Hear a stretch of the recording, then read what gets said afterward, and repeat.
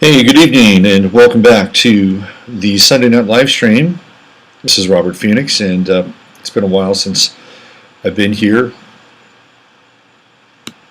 with your presence gracing me. See how I did that on Sunday night? How's it going out there? It's been a while. It's probably been about a month since we've done this. I've been doing the 15 minutes of flame every day, Monday through Thursday, and then the Friday forecast on Friday. So it's not like I haven't been pounding the digital pavement, as it were. But it's been a while since I've been here tonight. How is everybody? We're going to talk about some astrology tonight. We're going to talk about the week ahead and what's happening astrologically in terms of the forecast, the astrological forecast, and the crazy times that we're living in. There's always something happening, whether it's in Trump land and the assault on Trump, which is really interesting because I've heard a couple of different renditions about what's going on with Trump, and maybe these two are not mutually exclusive. Are there some astrological pieces or reasons for this? There always is. But let's break this down into essentially two categories. Okay. First category is that this whole idea, let me just turn my levels down just a little bit. This whole idea that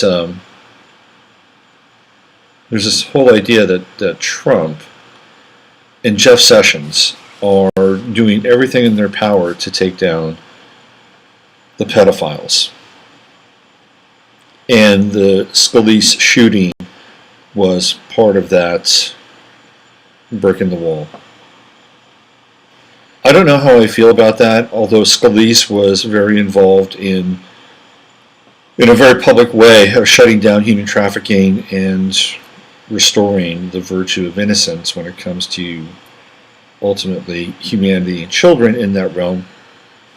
So, Scalise, I think, is on the record, clearly on the record.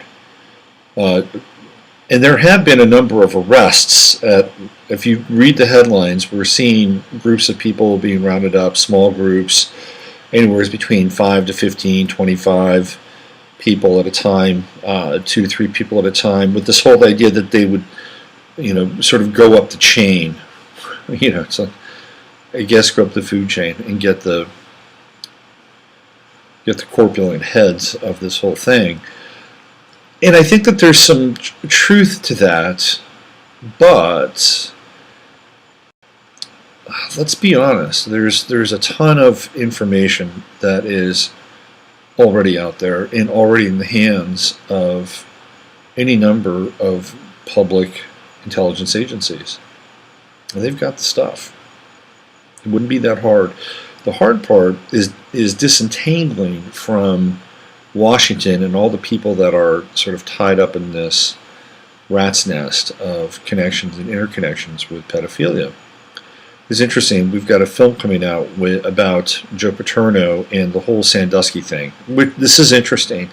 Now we've got a cinematic portrayal of what happened at Penn State, and Al Pacino is playing Joe Paterno. It'll be fascinating to see what they do and how they try to whitewash the events and what took place at Penn State. And I'm pretty sure that Paterno knew what was going on. By that time, he was pretty old, and he was just maybe thinking it was, a few, and this would be Joe Paterno's words, a couple of old faggots who have these connections with kids. And if you're around sports, this has been going on for a very long time with sports in general. I remember reading the Basketball Diaries by Jim Carroll, and Jim Carroll talks about playing on an AAU team when he was living in New York City, and he was talking about how the AAU coach would give blowjobs to some of his young players. So this has been going on for a long time. Even prior to Jim Carroll in the early 60s,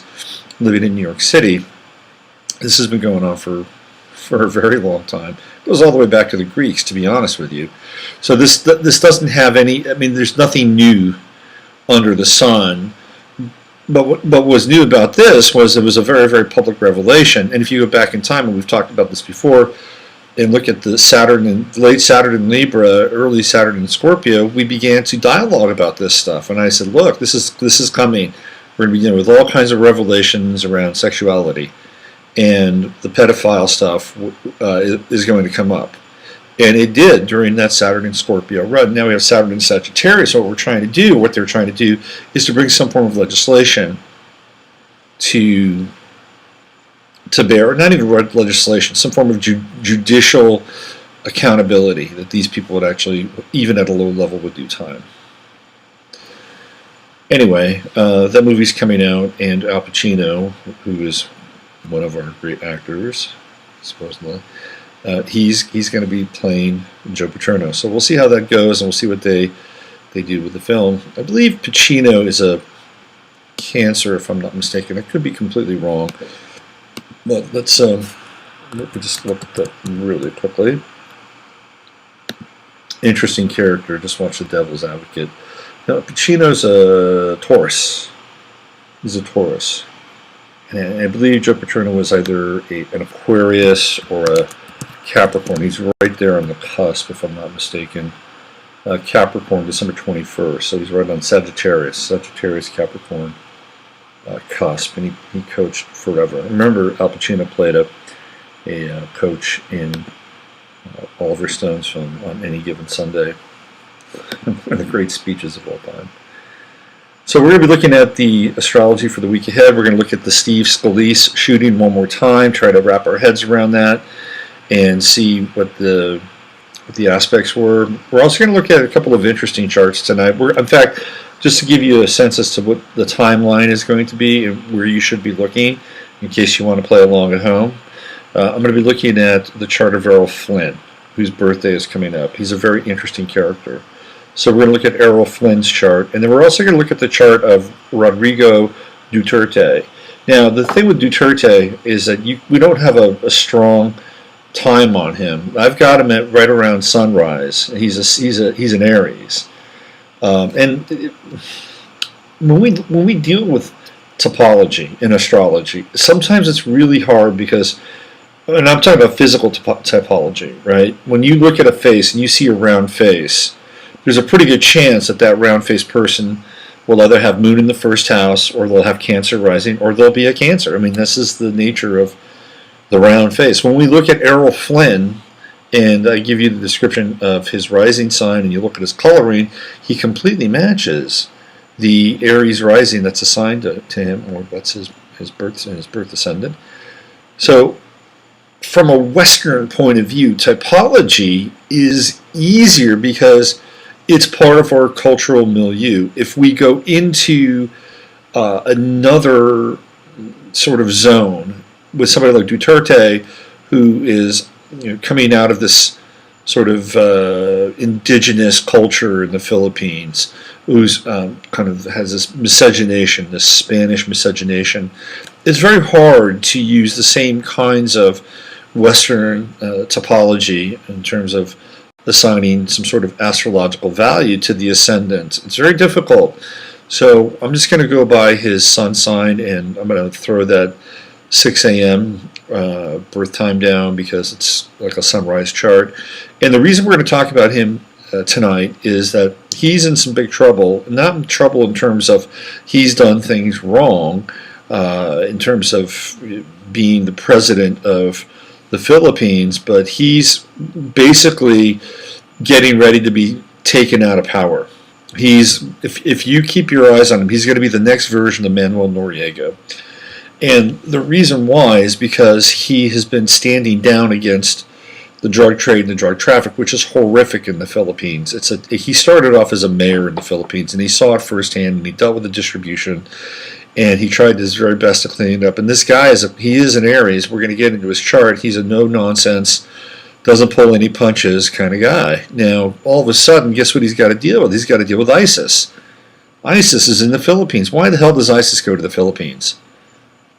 Oh yeah, it's a global fatwa. No, ISIS is a militarized group that is sort of now the, I guess, the Salafist version of the Hessians. They're soldiers for hire. This is what ISIS is now.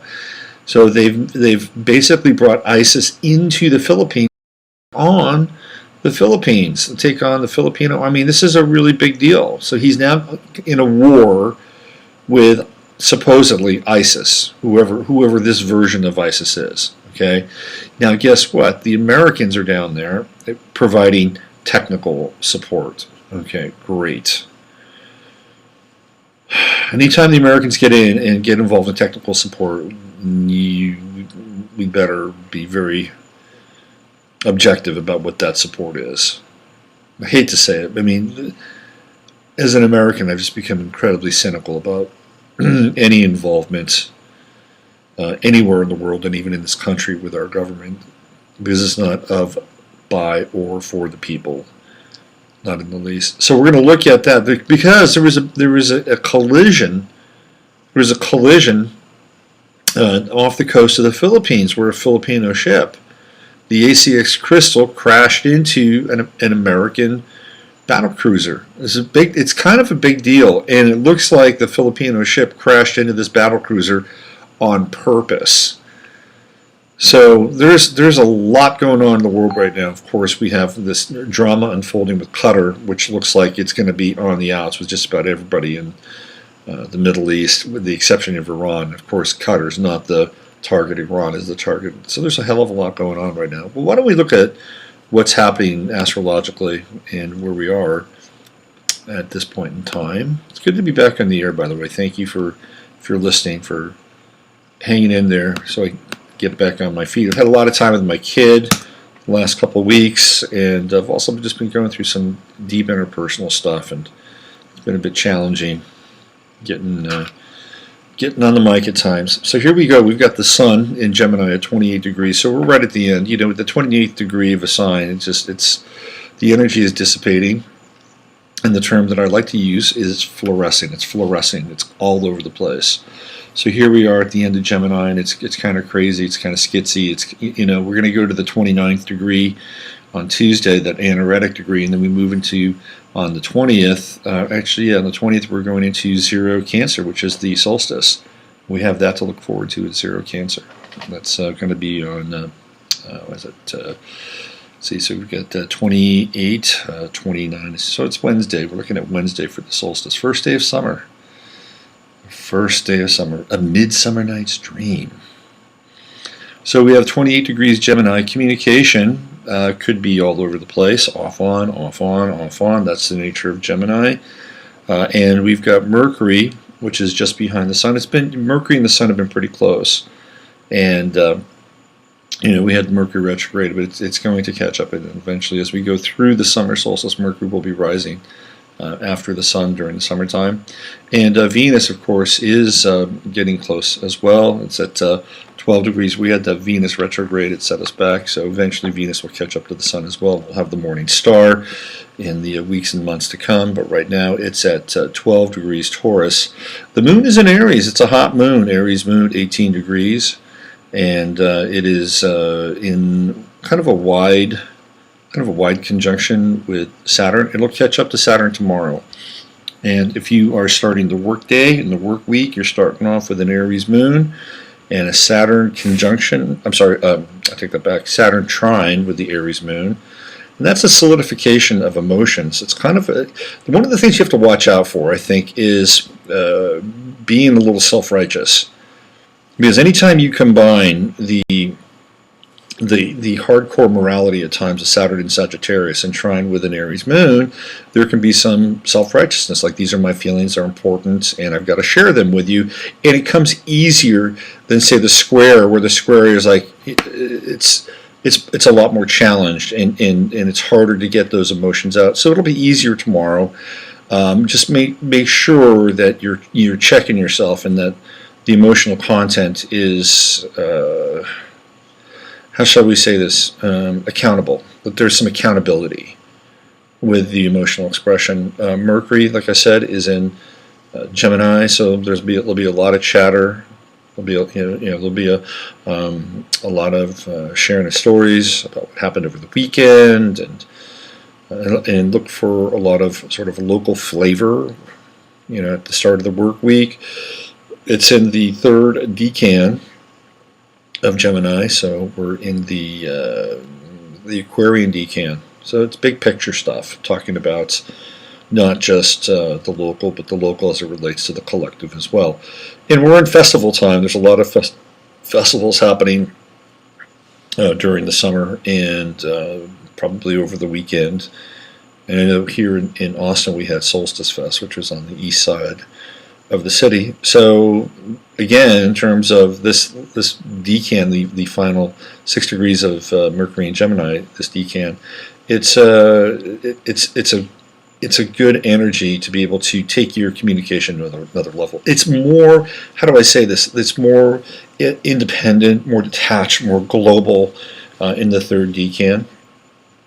And we also have a sextile with Uranus, so there can be things that can be shared that will be shocking at times, unusual, enlightening, revelatory. That's another aspect of the moon and Mercury and Uranus sextile. Now, there could also be words with the Mercury Uranus sextile that you may want to really, again, it's an interesting sort of dilemma to have a filter to be authentic. There are a lot of aspects here at the start of the week where there is this push for authenticity without the filter. And because you've got Saturn in Sagittarius, which somehow kind of lords over it all, says it's okay, you've got the papal blessing with Saturn in Sagittarius, it's an let it roll. I mean, if you have something to say, let it roll. See, it says Aries moon, let the chips fall where they may, as they say. Venus is in Taurus, and she's at 12 degrees. I like Venus in Taurus, nice and solid. It's it's connected to the earth and grounded, and in terms of the rest of the chart, it's one of the only kind of earth aspects that we have right now. We've got this Venus and Taurus, and that's about it. Let's see, hold on. There's Venus and Pluto in a trine, and Venus is going to get closer and closer to Pluto over the next few days. So there's a lot of ungrounded energy out there. And this is Venus and Taurus, which is our connection to our relationships. That's the energy that's going to kind of ground us over the course of the next couple of weeks, because we're going to have the Sun going into Cancer. We're going to have Mercury eventually going into Cancer. Mars at 9 degrees, its next stop is Leo. Jupiter is going to be in Libra until late October, November, and then it goes into Scorpio. So we're not going to have any real solidity in terms of the inner planets until we really get to Virgo, because it's not happening. Venus is our savior right now. She's our island of sanity, Venus at 12 degrees Taurus. So we're going to be dealing with a lot of pretty ungrounded energy between now and September. There's a lot of mutability, of course. There's going to be a lot of cardinal energy when we come in to Cancer, because we've got that Uranus in Aries as well. That'll combine with Mars and some of the Cancerian planets that are coming right now. Venus in Cancer won't happen for a while, but we'll get Mercury in Cancer, we'll get Moon in Cancer, we'll get the Sun in Cancer, and we'll have Mars in there. So it's an interesting time, but it's not really grounded. Remember that. This is not a time of grounded energy. We have, what else? Aforementioned Mars in Cancer. It's a trick, Mars in Cancer is a trippy Mars. I have Mars in Cancer. I've got it at 0 degrees in my chart. And it's an interesting place for Mars. Sometimes I like it, sometimes I don't. It's a frustrating Mars. It wants, Mars wants to move ahead, and Cancer goes sideways, sideways, sideways, backwards and sideways. Somebody's just texting me something. What do we got here? Your live stream has cut short. So my live stream has cut short. What the hell is that about? Let me go into my live stream. Hold on. What do we got going on here? Let's see. There we go. Alright, it says I got 8 people watching me, and I don't know. I mean, can you guys hear me? I got 8 people in here. Got some people in the chat room. Can you hear me? I need just a little mic check here. Keep losing connection, Antelope Valley. Maybe switch to Spreaker if Robert is live there. Keeps dropping out. Keep losing connection. So sorry. Oh, damn, this sucks, man. This sucks. Okay. Let's see. I don't know what we're going to do here. We just let me just try to see if I can close some of my. Let's do this. Hold on. I'm going to go here, here, and what else?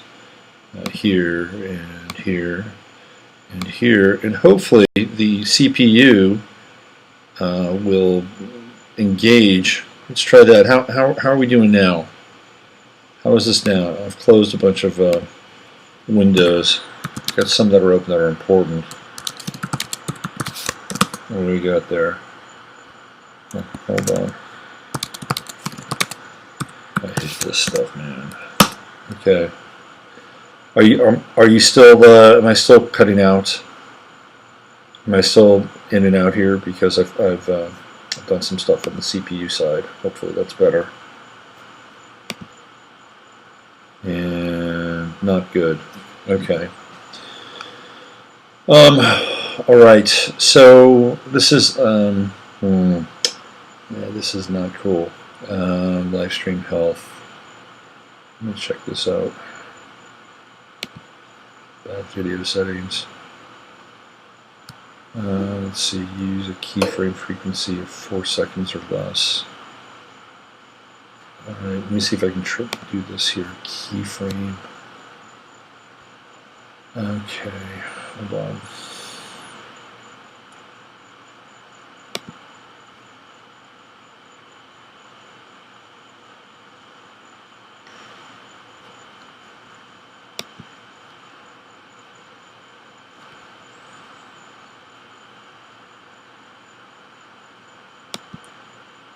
Let's see, bad video settings.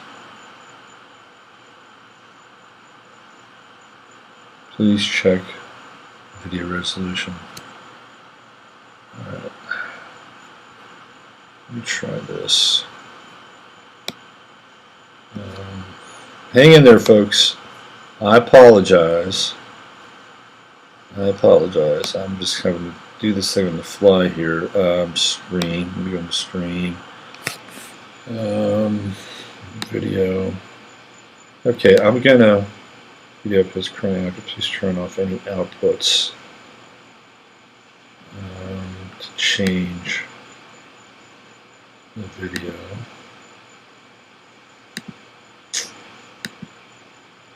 All right.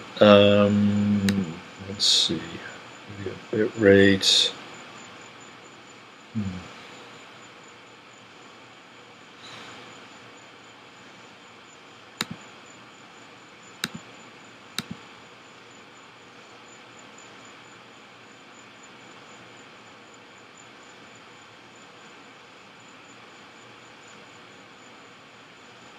Okay, now it says that the stream is healthy now. It's a healthy stream. I feel like I'm at the urologist. It says it's a healthy stream now. Sally apes just keep dropping. Let's see. What do we have here? Yes, I think it's working now. Yes, no. You're at the end of the video. Indicator says I'm at the end of the video. Okay.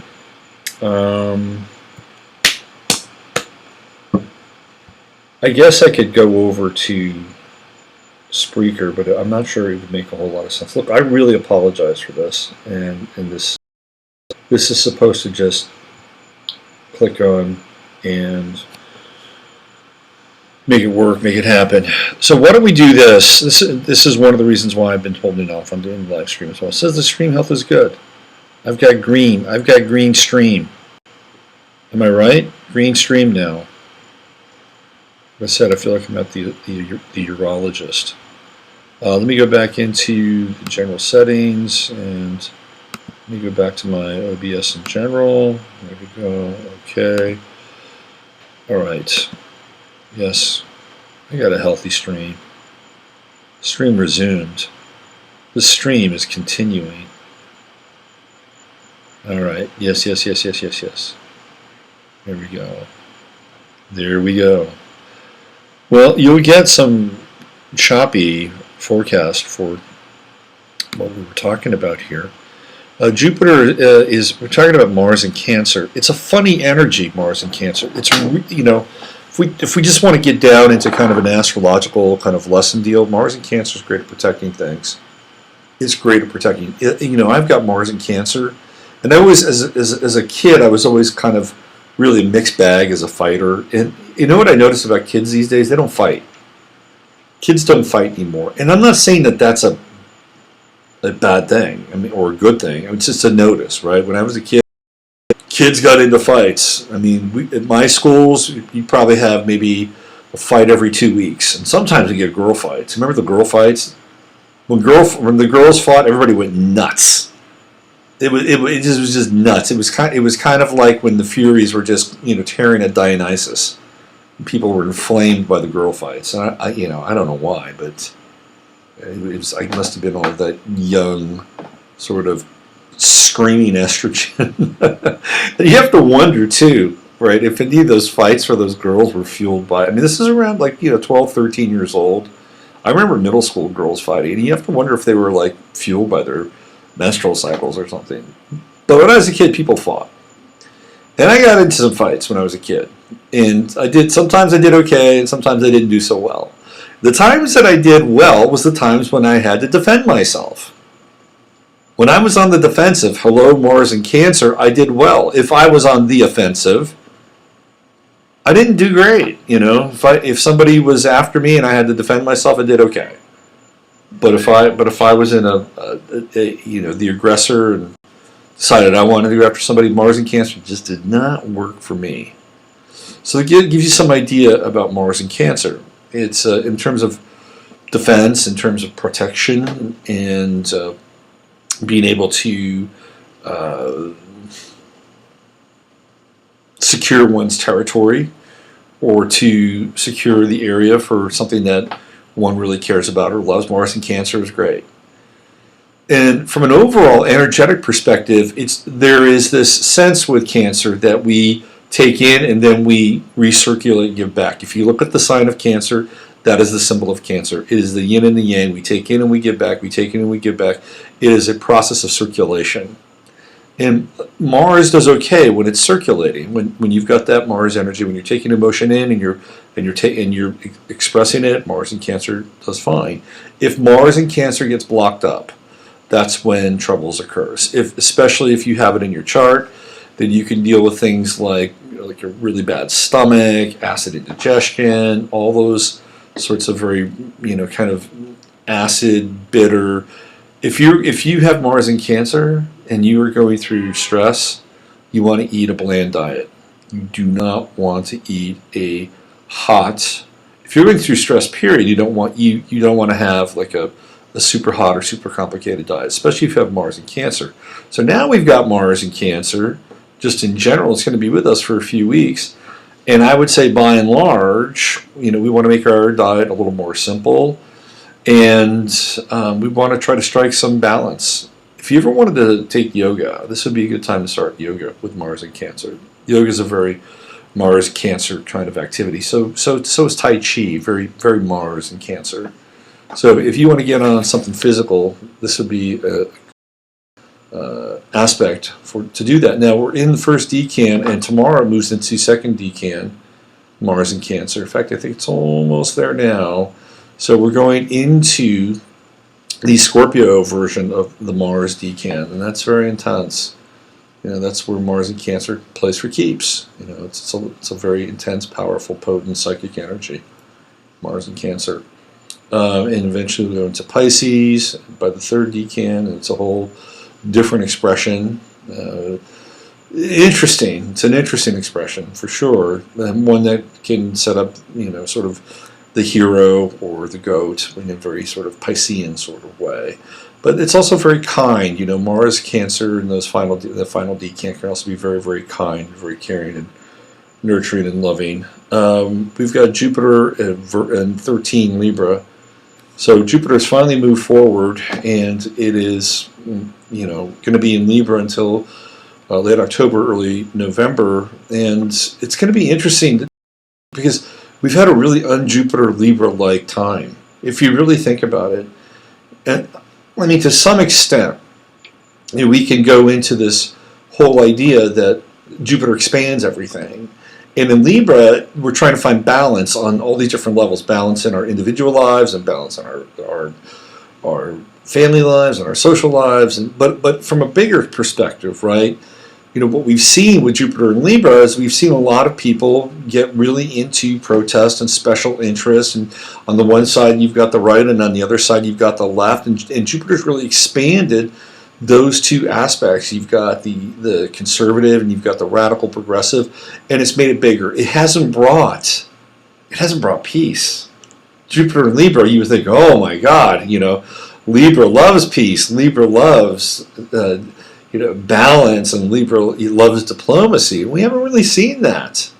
What we've seen is the expansion of these polarities, which are really incredibly powerful in a lot of ways. And we haven't even gotten into the Uranus opposition. When we get into the Uranus opposition, and that's going to be in September, that's going to be really interesting. That's going to be on the backside of the Great American Eclipse. Now, in my latest post on my website, I noted that Saturn goes direct just a few days after the Great American Eclipse. So that time, it's not just the eclipse, but we're also going to see the Jupiter-Uranus opposition. We're going to see Saturn finally going direct in Sagittarius. It's retrograde now, and it doesn't go direct until August. And then once it goes direct, boy, it speeds up, and then lickety split, we're out of Saturn in Sagittarius, we're into Saturn in Capricorn come December, and we got 3 years of Saturn in Capricorn. And hold on, because it's going to get very intense with Saturn in Capricorn. Very, very intense. And this is where the Capricornian minions of the world, because think about this now, okay? Astrology is really interesting because there are light and dark aspects of astrology. There are astrologers out there who are extremely occult, like really, really occult, and they use astrology for occult purposes.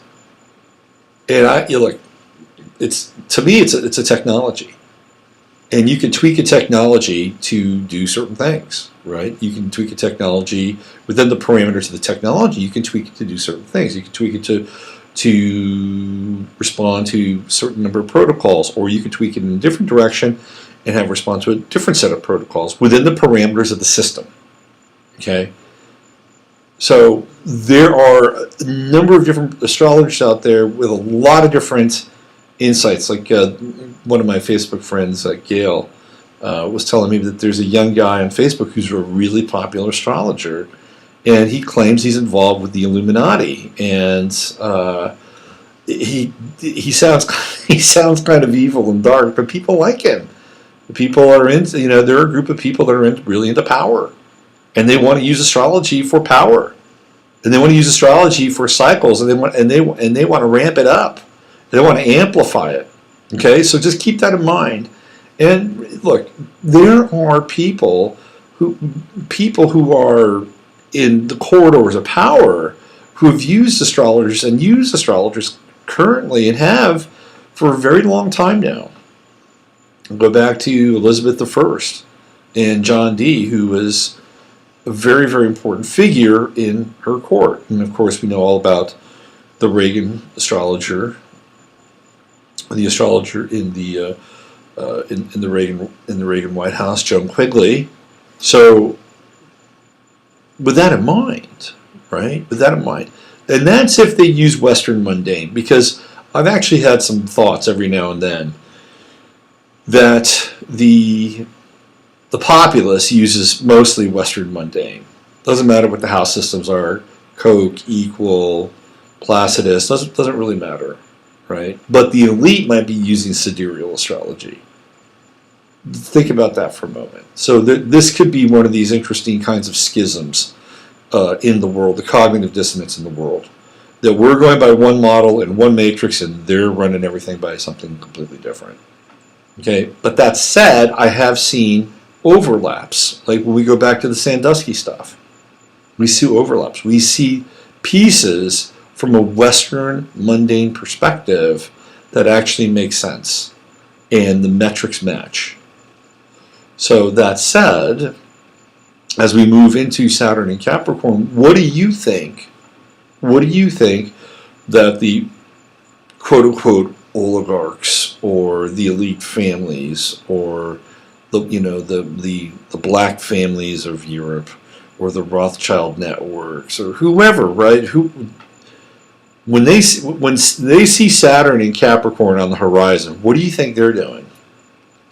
They are sharpening their saws. That's exactly what they're doing, because that is their time with Saturn and Capricorn, because we are dealing with Saturnalia and Saturn worship on this planet, and it's in its own sign. So for 3 years, what we will get will be an unrelenting push by the forces of this world who see this cycle in time as their time to put on what? The capstone on the Great Pyramid, metaphorical capstone.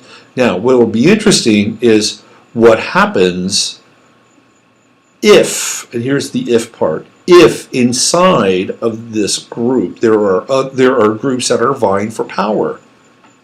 Now, will they all put their oars in the water at the same time and row together? Or, in Saturn and Capricorn fashion, will they all try to get their version of Saturn and Capricorn, or their version of the capstone? And will they eat each other as a result of that? I don't know, but it's going to be very interesting, and we will see blatant, absolutely blatant moves of power during this 3-year cycle that's coming up. And it'll all be presaged by the Great American Eclipse and what happens on the 21st of August. It's going to be a big day, big time. And then, of course, we have those two aspects that I was talking about, which was the Saturn, going Saturn direct, and it's brief. The Jupiter-Uranus opposition is brief, but you're dealing with energies, especially with like Jupiter and Libra, because it's been so pent up. So pent up. Now, I have some mixed feelings about what happened last week, and we're going to talk about that event again, where Scalise was shot at the baseball field. And there's some people that think that's a false flag. And you know what? It could be. It could be. It could be another kind of false flag event, whatever that false flag is. This guy, who looks like Walter Sobchak in persona from The Big Lebowski, he could have been a total patsy. It kind of feels patsy-like in some ways. Look, these false flags can go both ways. They can come from the left, they can come from the right, they can come from the Muslim world, they can come from any place, as long as it kind of furthers an agenda. Well, what's the agenda behind what happened with the Scalise shooting? Well, it's interesting, right? Because if you look at who some of the other victims were, it's kind of fascinating. One of the victims was an African American male, right? So all of a sudden we have sympathy for an African American male. It's like, oh my God, this guy stepped in the line of duty, and he took down this crazed lone gunman. And the other person who was a quote-unquote hero-heroine was a woman by the last name of Griner, who was a college basketball player, and apparently she is lesbian, married, and she's also black. So now we have a black, married, lesbian heroine. It's really interesting. It's sort of to look at the players that are associated with this. It's like, wow, it's kind of fascinating now. It's like, well, what's going on here, really? To be honest with you, it almost seems too perfect in some ways.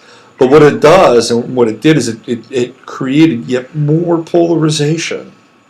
More polarization. I don't watch Fox News that often, and today I was actually watching it for a little bit, maybe about 10 minutes. And they had Chris Wallace on there, and then they had Juan Williams. And it's probably the most intelligent thing I've ever heard Juan Williams say. And Juan Williams was talking about confirmation bias. And because Chris Wallace asked him, like, what do you think about all of this? Do you think that it was a result, i.e., the shooting was a result of what's going on in the media and the contentious nature of what's happening in America at this time? And Juan Williams talked about confirmation bias, and that there really is no, because this is what's fascinating, and we're going to get back to the astrological stuff in a second, but what's really fascinating is that because of the whole fake news thing, everything's been blown out, and we know that we can't trust the media. We can't trust the media, and the media really was the fourth estate, right? I mean, you had the Congress, the Senate. Well, you had the judiciary, and you had the Congress and the Senate, and you had the president, and then you had the media, which was the fourth estate.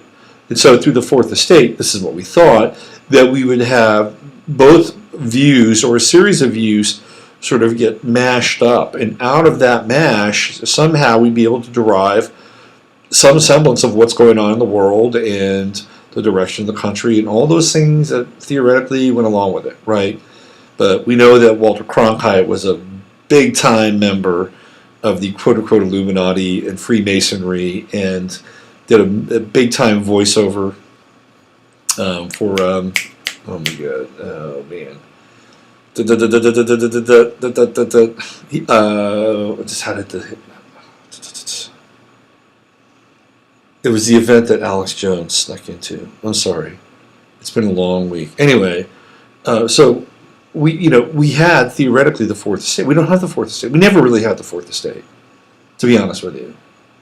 It was never really the fourth. It was all controlled, and people know that now, right? So where are they going? They're just going to the sources where they get confirmation bias. This is what Juan Williams was talking about. And whether if you're just on the left, man, you don't want anything to do with CNN. Fox. You don't want anything to do with Breitbart or anything to do with the alternate. If you're on that side, do you really want to read Huffington Post? Do you really want to listen to NPR? I think it's important to listen to both sides and to hear what both sides are saying. And you may get infuriated, or you may find it to be instructive on some level. Anyway, it's very difficult now, because to sort of piece any of this together, is, again, we go back to Friday's show, and I was talking at great length about, oh my God, I'm having another blank again, George Webb. And some really compelling pieces of information on both sides of the George Webb ledger sheet. There's a young woman who I think is fascinating on YouTube. Her name is Really Graceful. If you haven't found her channel, she's really, really good. She's very gentle. She puts her videos together in a very professional manner. And she actually got on and talked with George Webb and Jason Goodman and kind of grilled them a little bit. It's an interesting little piece of video. Anyway, that's just an aside. But we're in this time where it's very difficult for us to derive any real information. It's challenging, and we have to process it and filter it and go on our kind of our most subjective at times hunches and instincts. Which, if you can discern, and if you can cut through a lot of the bullshit, and if you can deal with your own confirmation bias, or deal with your own sense of, well, this is how the world is, and really stare that down, you got a pretty good chance of getting through and grabbing pieces that are essential. But really, at the end of the day, that's the world, right? It's the world, and the world is going to fall and fail us, all the time. So we have to go levels beyond that. That's the news of the universe. So we have Saturn in Sagittarius, and of course we've got this Saturn in Capricorn coming up, which is what we've been talking about. And by the time we get to 2020, actually it'll be around 2019, we're going to have the Saturn-Pluto conjunction. And that's going to be a big deal, because Saturn is one of those planets that does not move very quickly. So when it attaches, or when it conjuncts with Pluto, boy, look out. I mean, I feel like that Saturn-Pluto conjunction, that's world-changing. I feel like it's world-changing. I think we're going to be dealing with an absolute myriad of situations where governments fall, businesses fall. It's going to be a big, big deal. Because on the other side of Saturn in Capricorn and on the other side of Pluto in Capricorn, what are we looking at? We're looking at Saturn in Aquarius and Pluto in Aquarius, and that is the quote-unquote New Age. That time, again, if you are in the gilded chair of the oligarchs or the gilded chair of the bankers, the black families, you're looking at Saturn in Aquarius. You're looking at Pluto in Aquarius, and you're saying, this is our time. This is our time. We are going to transform the nature of the world, and it's going to happen during Saturn in Capricorn, Pluto in Capricorn, where governments and corporations really will be transformed or even fall. But we're getting ahead of ourselves a little bit. We've talked about Uranus and Aries to some degree, and Uranus goes into Taurus next year, but it goes back into Aries one more time, and almost for about half the year. In terms of what Uranus is doing inside the astrological matrix, as it were, Uranus is in trine with the true node. You know, I think, and this is a challenge that I've had for the last month, as I go through Neptune transiting my 4th house and opposing my midheaven. Oh, boy, that's been intense. Anyway, having more fun. You know, we've got to have more fun, and not stupid fun. I guess stupid fun is okay. I don't want to put a limitation on fun. I don't want to do that. Anyway, this is good. Uranus, Leo trine, true node and Leo trine, and you know it's going to be around for a couple of weeks, so it can be spontaneous, playful, fun. Try to get a little bit more of that in your life. We've got Neptune in Pisces at 14 degrees, and it's going retrograde, so I might get a little relief here as it goes back to about 11 and gets out of war with my midheaven. It's been rough. Anyway, what else can we say about Neptune and Pisces? By the time Neptune is done being in Pisces, I think we'll have gone through everything. It feels like we'll have gone through heaven and hell. Absolutely heaven and hell by the time we get to Neptune and Aries. That'll be an interesting time, Neptune and Aries. That starts the whole Neptune cycle all over again. I mean, think about that. This Neptune in Pisces is the culmination of all these Neptune cycles that we've been through since Neptune and Aries. So this is the end. Like when we get to like 27, 28, 29 degrees Neptune and Pisces, that's going to be a really interesting time. I mean, really, really, really interesting. We're just in it. We're just we're just pushing off from the side of the river. We've got Chiron at the end of Pisces. I'm about to sneeze. Excuse me. Wow. Sorry about that. We've got Chiron at the end of Pisces, and it's going into Aries next year, and that's going to be a big deal. There are a lot of people that have Chiron and Aries. I've done a lot of charts for Chiron and Aries, and I've talked about this before, that women who have Chiron and Aries, it's going to be a big time for them. Really, really big time. You know, the way Chiron works is like, you know, if you have Chiron and Aries and you're a woman, you spent most of your life kind of being, you know, trying to emulate male energy or masculine energy and being independent and all those things. We've got Chiron and Aries. Guess what? You're going to go in the other direction because that's the nature of Chiron. You kind of flip it. It's not quite like Gemini, although there is kind of a Gemini quality to Chiron because you're dealing with Saturn and you're dealing with Uranus, the two forces of Chiron. So if you've been really structured and hard and, you know, try to be that Aries kind of equivalent in the world, this is from the feminine perspective, the Uranus side of this equation is going to kick in and you're going to give it up. You'll just say, you know what, I'm tired. I'm tired of, you know, having to be as strong as a man, or this is a man, or that is a man. And you may just say, screw it. I'm just going to accept who I am. I'm going to accept my persona, my femininity apart from all of this. On the flip side, again, I'll go through both sexes here. If you have been on the side where, if you're a woman and you've been disseminating your energy and giving away your will and giving away your impact and giving away your quote-unquote power, it's going to kick in and it's going to say, guess what? It's time now. You've got to own this. You've got to integrate this. You cannot be on the sidelines anymore, because when you're on the sidelines, it's not fun. Everybody else is making decisions. Everybody else is running the show, and they're running the show because you've given them consent. So there's the other side of that. For men, it's different. You know, Chiron and Aries for men, it's going to be very interesting because a lot of the men who have Chiron and Aries are born during a time where we have this, you know, term metrosexuality.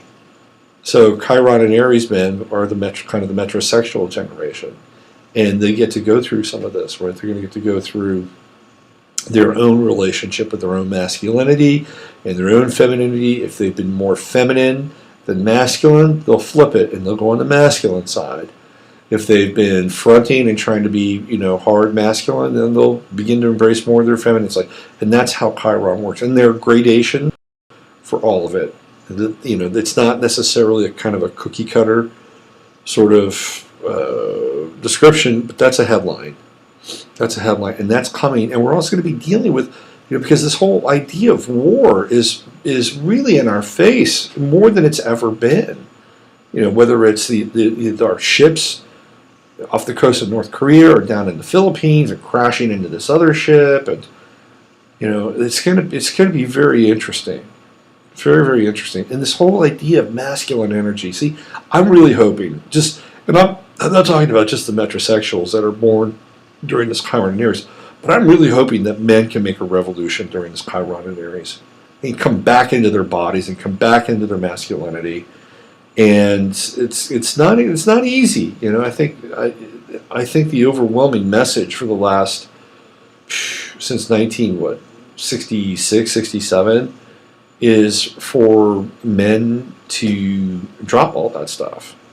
You know, back in the 60s, I'll never forget, I was hanging out at this apartment complex. I used to be the assistant recreation director. This is like back at the end of the 70s. It was a very interesting time. I was just a kid in college, and I had this job. And I remember saying to me, he said, you know, I bought into that whole sensitive guy thing. I bought into it.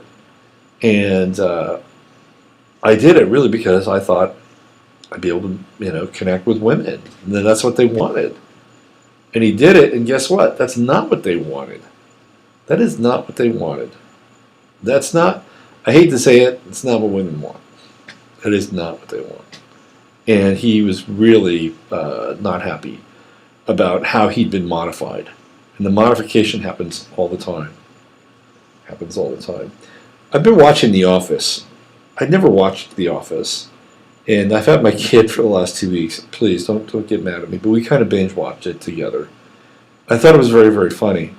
I'd never really watched it, and I paid close attention to the romance between Jim and Pam, and I thought that who was it, Jenna Fisher and John Krasinski? I thought they were great.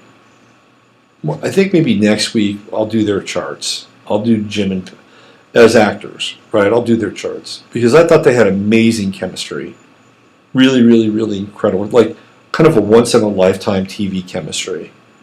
And it was interesting to see them go through kind of where they evolve, and he being Jim wants to become this kind of powerful male, and he senses an opportunity, and he moves to Philadelphia. And he goes for it, and Pam is with the two kids back in Scranton, and it creates this divide in their relationship. And it was really interesting to see how it was worked out by the producers. Now, I'm not sure I completely agree, because I'm not sure it's totally realistic.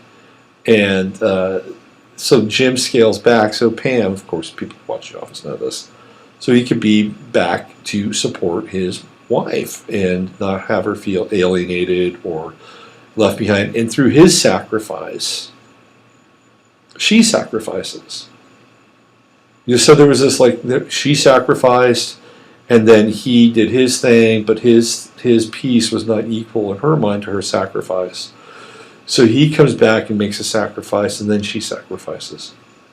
And so then they are integrated together. It's a really interesting, you know, component, and I'm not sure how realistic it is because most people can't do that or don't do that. Most people are motivated by something completely different. But in that moment with that show, I thought it was, hey, it's great. There's a nice model there. And by and large, I really enjoyed the show. It was very, very funny and not mean spirited. And you know, every time it got to a point of being mean spirited, it was they kind of pull, you know, take their foot off the throttle a little bit. And I thought Steve Carell was great. I thought he's a Leo, by the way, and he had that kind of Leo. Hey, look at me. He was, you know, he's got that kind of endearing, sort of narcissistic trait of, you know, wanting to be in the limelight, which is very, very Leo-like. And what I found was interesting was that the guy who took over for him in the office, the actor Ed Helms, who goes by the name of Andy, he's an Aquarius. So astrologically, they went from they did a 180, you know, from Michael to Andy. A fascinating show, and I never watched it, but I did enjoy the binge watching. All right, so why don't we do this? Let's get into some charts here because I'm just getting back up to speed. So let's get into some charts. And Errol Flynn is an interesting character. Now, my father was a big Errol Flynn guy. So why don't I bring up his chart? He's got a birthday coming up here. So let me go into and add this image. Hold on 1 second. See it. Here we go.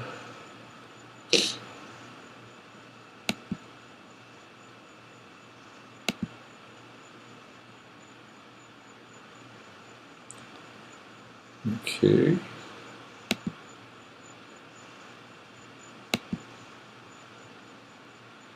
And let's see. I'll get over here. There he is. There's Errol Flynn. All right. Now I'm going to bring up his chart. So he was, you know, he was a swashbuckler. He played Robin Hood. He was the best Robin Hood of all time. My dad was a big Errol Flynn fan. My dad loved men's men in movies. Errol Flynn, Robert Mitchum. You get the picture. Sean Connery. Excuse me. Apologize. All right, let's bring on now. Let me go here. Let me bring on his charts. You can check out his chart. There we go. All right. So there's his chart. And, okay. So what's interesting is that he's an Aries rising. And if you look at his face, I mean, and I've seen other colored pictures of him. He's got red hair, right? So he has the reddish, ruddy complexion of an Aries rising. So here we have the topology of astrology actually sort of conforming here, you know. And he's got that. Aries rising people tend to look very sharp. Everything is in place with an Aries rising person. And it almost looks like they've got the wind going back in their hair, which is really what Flynn looks like here. Sometimes with Aries rising people, you will see that they will lose their hair early. So Flynn is a bit of an exception. Maybe it's because he has Saturn on the ascendant. Let's look at some of his aspects here. He's very... well, he's extremely Gemini. He's got Trudeau in Gemini, Mercury in Gemini, Pluto in Gemini, and Sun in Gemini. And then he's got 3 planets in Cancer: Venus, Moon, Neptune. Okay, so what's really interesting about Errol Flynn, there are a lot of rumors about Errol Flynn. That number 1, he was a Nazi. This is one of the things that's been floated. Number 2, that he was a spy, and I do believe he was a spy. Number 3, that he was bisexual. And number 4, he was a really good friend of Ian Fleming, who, of course, was the creator of James Bond. And I believe, if I'm not mistaken, he might have even known L. Ron Hubbard. And Hubbard is a Pisces, so there's his 11th house. So that's the house of friends and groups and organizations and the world of tomorrow. So L. Ron Hubbard's son does show up in his 11th house, so they theoretically could be friends. what's fascinating here about the chart is Mars and, well, it's Neptune. So we have Neptune, Moon, and Venus all down here at the bottom of the chart in the third house. And I think I probably have some psychic abilities. They're down in the third house. Intuitive. This guy's very intuitive, right? Very, very intuitive. And very, very feminine in some ways, because Cancer is a feminine energy. And here it's squaring the ascendant and squaring Saturn. It's almost as if he had some kind of ideal to live up to in some ways, right? With that sort of that heavy masculine energy on the ascendant, and Saturn, sort of codifying the energy, and it's squaring Neptune, it's squaring Venus, and it's squaring the Moon. And whenever we get into Neptune squares, and I've talked about this before, there is the potential for deception. And not being seen or not being understood or not being, how do I say this, related to in a way that is always clear and always kind of without question, right? When we get into Neptune squares, there's kind of a murky underbelly with Neptune squares, deception, whether it's self-deception, others deceiving the self. So it's in this area. So it's Saturn, right? With Saturn, it's the world. Saturn is the world. That's how the world. So it's, and on the ascendant, it's like very clear that there's this almost seal of masculinity. But then we have the square to Neptune, and it's like, oh, okay, the square to Venus and the square to Moon. This is not a guy that could be, like, relationships for Errol Flynn, forget it. I mean, absolutely forget it. They'd be extremely difficult. What would be easier for him in a lot of ways is Mars. And Mars in Pisces in the 11th house is, how do I say this? It is much more open. Saturn's kind of closed, right? In Aries on the ascendant, it's like, this is who you are. Boom, Saturn, Aries, boom, masculine, boom. But Mars in Pisces in the 11th house is fluid, and it's not, it's anytime you get Mars in a water sign, especially like in Pisces where you're dealing with to some degree duality. And he would probably be a hard person to get along with at times because of the Mars Sun square, Mars in the 11th house. He could be somebody that could either be really, really loyal to his friends or he would turn on them. Anyway, he's much more at home with this Venus, Mars, Neptune kind of free-floating fluidity in how he relates and how he expresses his energy versus Saturn, which is squaring. So in a lot of ways, Errol Flynn is very non-traditional. Like, his relationships would have to be very non-traditional. Even though Cancer is a fairly conservative sign, you get into the Venus conjunction, and it's like, again, it's more Piscean. It's more kind of open-ended, and then you have the Moon in Cancer, which looks like he's born on a new moon as well. So he's going to be kind of experimental. I mean, people of new moons tend to be on the hunt for experience. So you've got the Moon conjunction with Neptune, which is very compassionate in a lot of ways. So he could be somebody that could be somewhat, to some extent, indiscriminate with that Mars trine. And then he's got a Mars-Uranus trine, a sextile rather.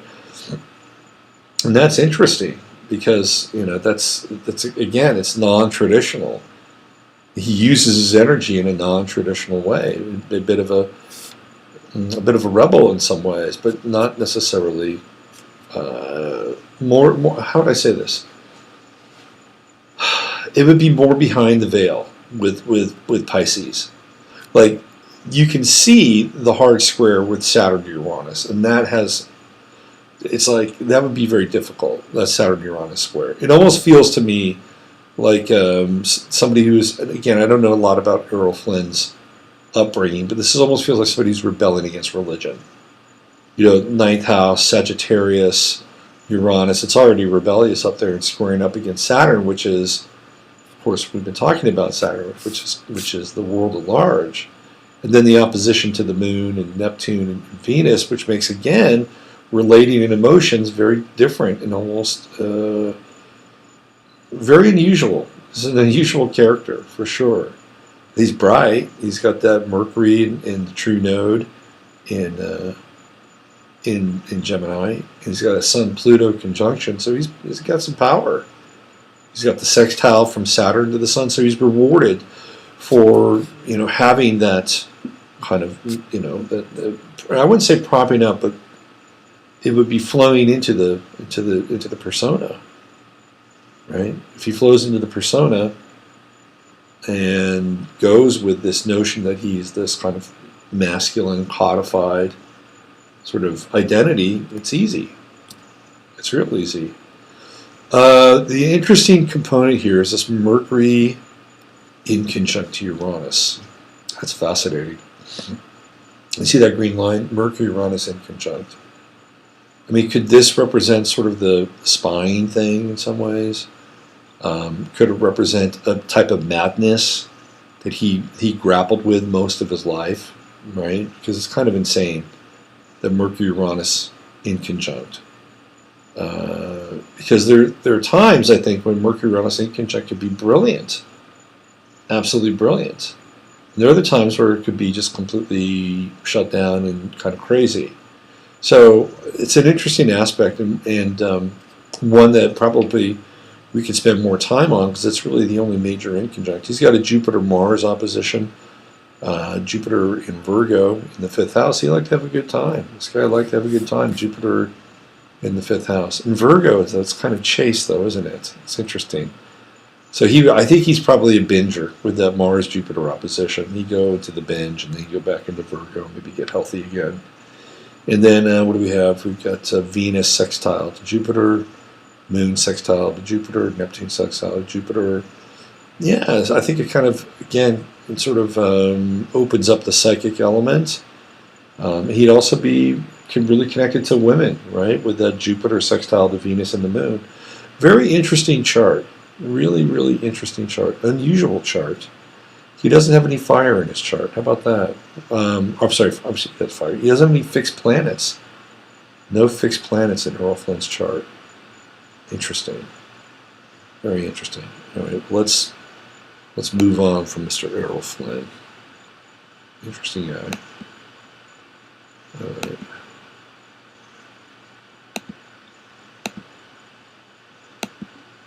Here we go. Uh-oh, I lost my image.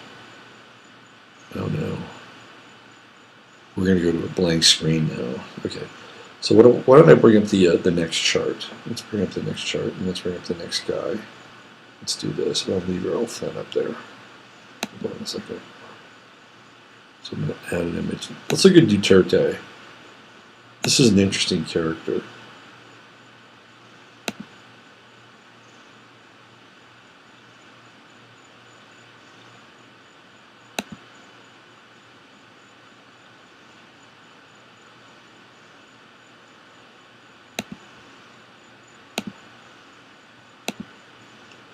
So this is Rodrigo Duterte. And again, it's kind of a fitting image in a lot of ways. Let's move over this way. Because he is an Aries. And look at the background. Obviously, he's approved this photo. So let's go to here. And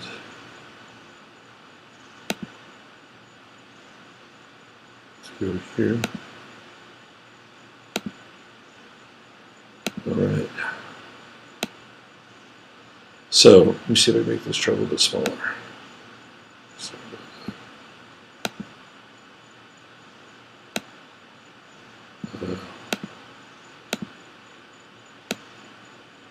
There we go.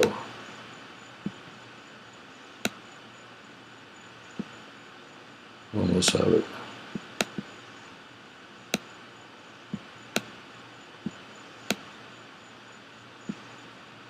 All right, that should work, right? Hold on, here we go. Hold on.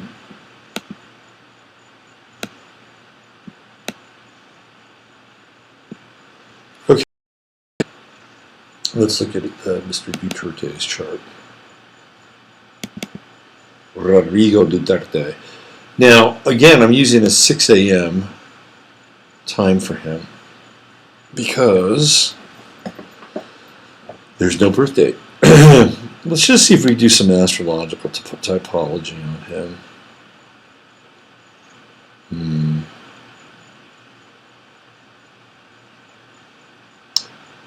He's a pretty, he's got some interesting connections with the United States. You know what? I'm going to say, I'm going to do this on the fly. I think this guy's could he be a Sag rising? Because he's got this interesting relationship with Trump, which would put Trump in his 7th house. And this guy is incredibly candid. So if he's a Sag rising, that puts Aries over in his 5th house. And let's see.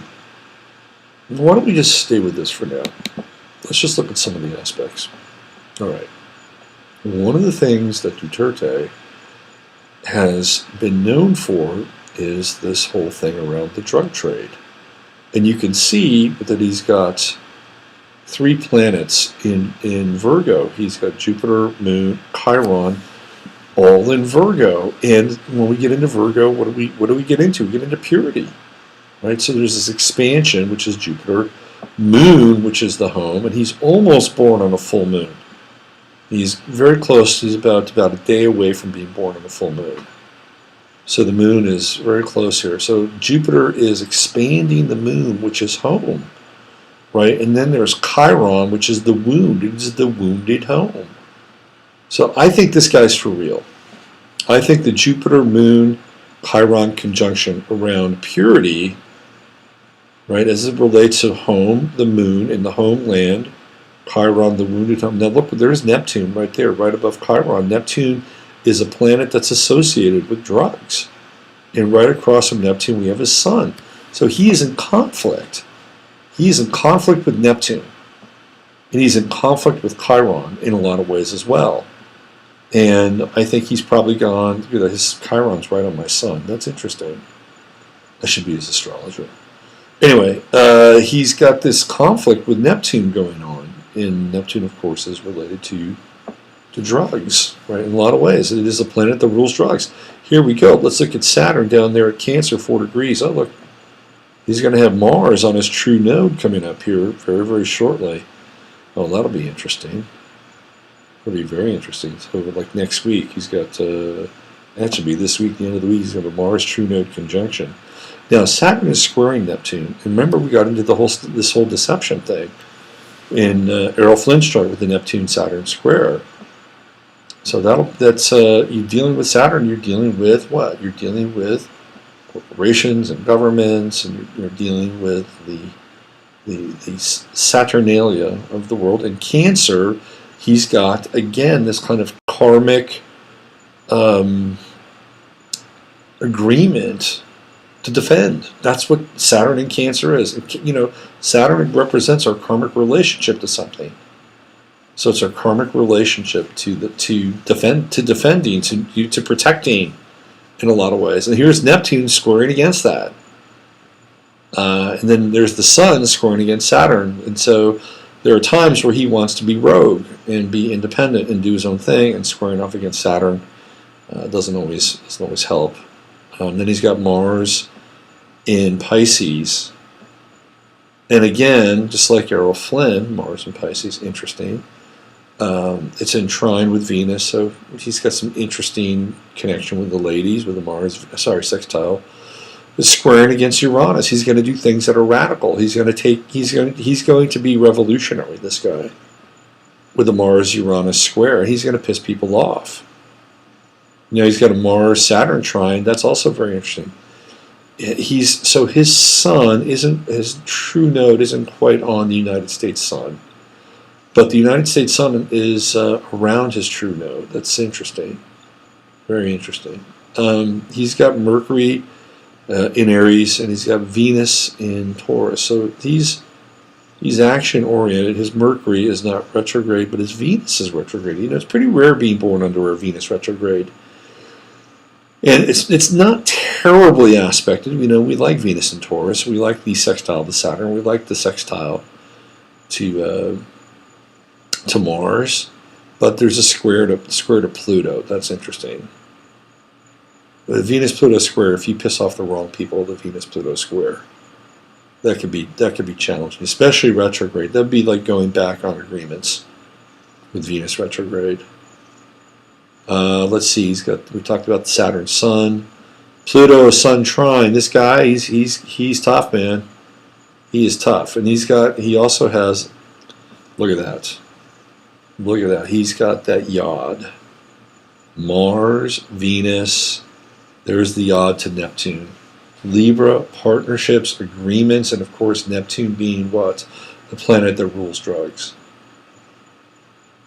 Interesting. Very interesting. He's got Uranus right on his Mercury right now, so he said some shocking things with the Uranus-Mercury conjunction. What is going on here with this dude? Where's transiting Neptune? Okay. Squares, any squares? Pluto. Pluto is past his south node. And let's see now. Okay, I think this guy. Now, anytime you get involved with the drug cartels and you get involved with the multinationals and they start sending ISIS in and they start sending the United States in to become technical advisors, I don't know. But I don't think this guy is going to give up. And I don't see any major overthrow energy. I don't see it. I think this guy he'll stand up for whatever it is he believes. Now, is he clean? You know, there's nobody that's clean. But I think this guy has a ton of endurance. You're not going to take him out with that Pluto Sun trine. No way. Ain't happening. This guy's tough. But he's got that ink conjunct with Neptune agreements. It almost feels to me like there was some kind of agreement in place with whoever was president of the Philippines before him when it came to drugs and drug trades, and he's rescinding on those agreements with the the Venus retrograde in Taurus, and it's setting up all this conflict with Neptune opposing his sun. This is interesting. He's an interesting guy. He's tough, man. Don't mess with this Rodrigo. He's about 5'5". He's 5'5". I wouldn't screw around with him. And if the United States were smart, I mean, so he could be. It'd be interesting to see what he does with China and Russia and see if he can bring them in as allies. Because I think it's clear that whenever they send ISIS to something, like what the hell is ISIS doing in the Philippines? Really, come on now. They want to take this guy out. That's what they want to do. Take him out. Take him out. So let me get this image out of here.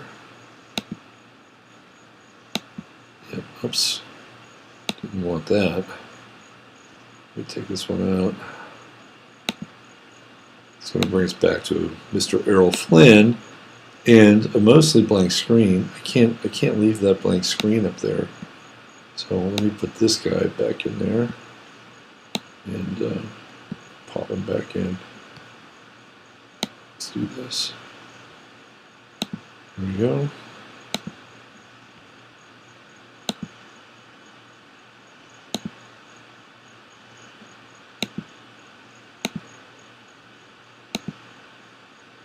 And there I am. Once again. All right, why don't I do this? I've got about maybe 11 minutes left. I'm going to chime back in on the live stream and see if there's anybody hanging out on the live stream here. Still. I got the bad video settings again. It was at 10:17. It was 2 minutes ago.